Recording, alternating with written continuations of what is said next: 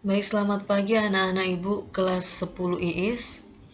Nah, anak-anak, hari ini kita akan belajar biologi, yaitu dengan topik penulisan tata nama ilmiah. Nah, jadi anak-anak ada beberapa hal yang harus kalian ketahui dalam penulisan nama ilmiah. Ada aturan-aturan yang harus kalian pahami untuk menuliskan sebuah nama ilmiah. Nah, untuk aturan yang pertama adalah bahwasannya nama ilmiah itu terdiri dari dua suku kata. Nah, ini yang harus kalian ingat bahwasannya nama ilmiah itu terdiri dari dua suku kata, yaitu yang pertama ada genus dan yang kedua ada spesies. Nah, jadi urutannya pun sesuai dengan ini, nak. Jadi kalau untuk suku kata yang pertama itu namanya genus. Untuk suku kata yang kedua namanya adalah spesies. Gitu dia. Nah, itu untuk aturan yang pertama. Untuk aturan yang kedua, nah, apabila nama spesies ini diberi dengan nama penemu, nah, jadi apabila spesies ini diberi nama penemu, maka diakhiri dengan akhiran i. Nah, itu untuk aturan yang kedua. Untuk aturan yang ketiga, nah, tadi dia terdiri dari dua suku kata. Yang pertama genus. Nah, genus ini harus mewakili huruf besar pada awal kata, gitu. Nah, jadi untuk penulisan genus, awal katanya itu harus diawali dengan huruf besar. Ini harus kalian ingat, nak. Gitu. Jangan kalian buat huruf kecil tetapi huruf besar. Nah, untuk aturan yang keempat, nah itu tadi untuk genus. Kemudian untuk spesies. Nah, untuk spesies ini awal katanya dia harus huruf kecil. Gitu. Di genus awal katanya huruf besar, sedangkan spesies awal katanya huruf kecil. Nah, itu untuk penulisan dua suku kata dalam tata nama ilmiah. Kemudian aturan yang kelima ataupun aturan yang terakhir, nah, dalam penulisan tata nama ilmiah ini dia bisa dicetak miring. Genus spesiesnya bisa kalian cetak miring ataupun ditulis tegak tapi harus digaris bawahi. Misalnya contohnya di sini ada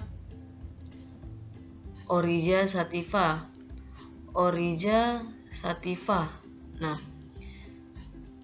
untuk penulisannya ini bisa kalian buat di garis bawahi ataupun dicetak miring, gitu dia. Oryza sativa, gitu. Bisa kalian buat dengan huruf Latin cetak miring tanpa digaris bawahi ataupun ditulis tegak tetapi digaris bawahi. Nah, jadi inilah aturan yang harus kalian ketahui dalam penulisan tata nama ilmiah. Ini contohnya, misalnya buat lagi kan. Contohnya di sini ada Oryza sativa, gitu. Nah, jadi contoh yang pertama itu ada Oryza sativa. Nah, apakah penulisan namanya ini sudah benar? Nah, kita cek. Yang pertama terdiri dari suku kata, dua suku kata, yaitu genus dan spesies. Nah, berarti di sini Oryza inilah yang dinamakan dengan genus, sedangkan spesies itu adalah sativa, gitu. Nah, berarti kemudian udah kita tentukan genus dan spesiesnya. Nah, kemudian kita masuk ke aturan yang ketiga. Genus mewakili huruf besar pada awal kata. Nah, berarti di sini kita buat awal katanya kan O. Berarti O-nya di sini harus huruf besar. O. Oryza. Nah, itu untuk genus. Sudah? Nah, ini genusnya. Kemudian aturan yang keempat, spesies. Awal kata harus huruf kecil. Nah, berarti si S-nya ini harus huruf kecil kan? Sativa. Nah, sativa ini dia menandakan spesiesnya.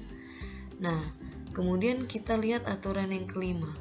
Jadi penulisan tata nama ilmiah itu bisa dicetak miring atau ditulis tegak tetapi digaris bawahi.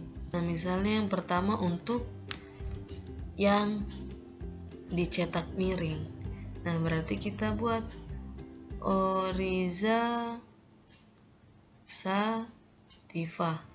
Nah, ini dia untuk penulisan cetak miring gitu. Nah, kemudian untuk tegak lurus bagaimana, Miss? Nah, untuk tegak lurus dia awal katanya harus huruf besar.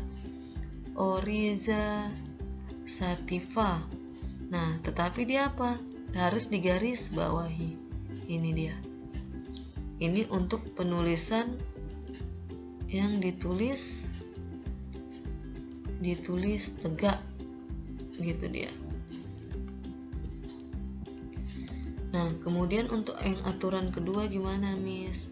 Nah, untuk aturan yang kedua itu contohnya di sini ada Pinus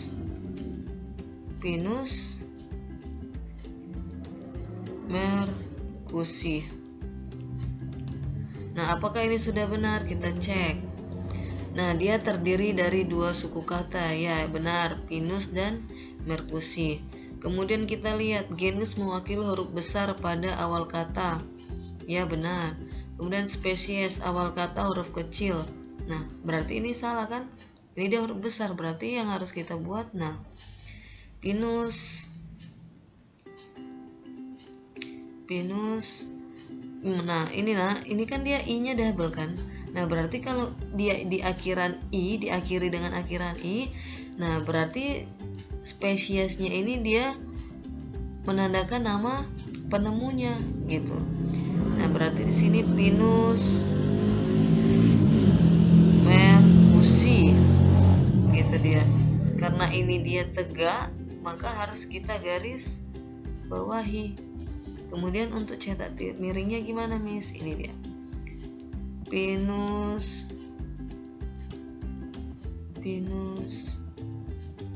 Mercusi. Itu. Anggap ini dia untuk tegak lurus. Ini i-nya diakhiri dengan huruf i ya, Nak. Ini untuk yang cetak miring. Nah, jadi anak-anak, untuk penulisan nama ilmiah ini harus kalian ketahui. Karena apa? Semua makhluk hidup memiliki nama ilmiahnya masing-masing. Contohnya saja seperti pepaya. Nah, kita biasa menyebutkan itu pepaya. Ada juga yang menyebutkan namanya itu dengan kates. Kemudian ada menyebutkan di daerah Jawa sana ada gandul. Nah, jadi kan banyak penyebutan nama untuk satu buah itu aja, banyak penyebutan namanya.